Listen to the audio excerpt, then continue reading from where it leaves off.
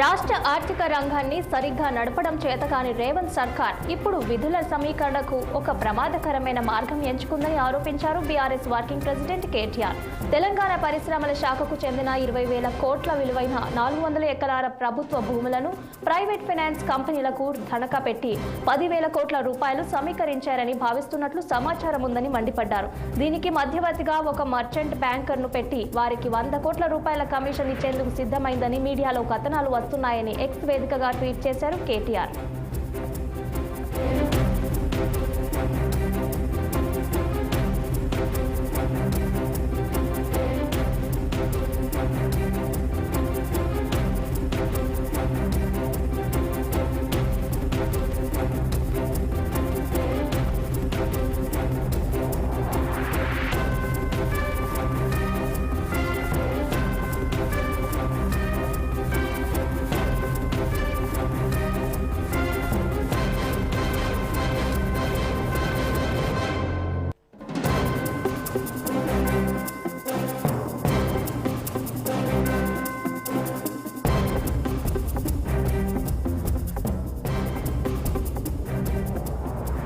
రాష్ట్ర ఆర్థిక రంగాన్ని సరిగ్గా నడపడం చేతకాని రేవంత్ సర్కార్ ఇప్పుడు విధుల సమీకరణకు ఒక ప్రమాదకరమైన మార్గం ఎంచుకుందని ఆరోపించారు బీఆర్ఎస్ వర్కింగ్ ప్రెసిడెంట్ కేటీఆర్.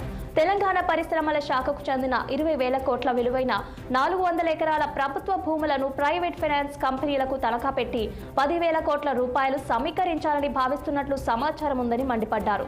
దీనికి మధ్యవర్తిగా ఒక మర్చెంట్ బ్యాంకర్ను పెట్టి వారికి 100 కోట్ల రూపాయల కమిషన్ ఇచ్చేందుకు సిద్ధమైందని మీడియాలో కథనాలు వస్తున్నాయని ఎక్స్ వేదికగా ట్వీట్ చేశారు కేటీఆర్.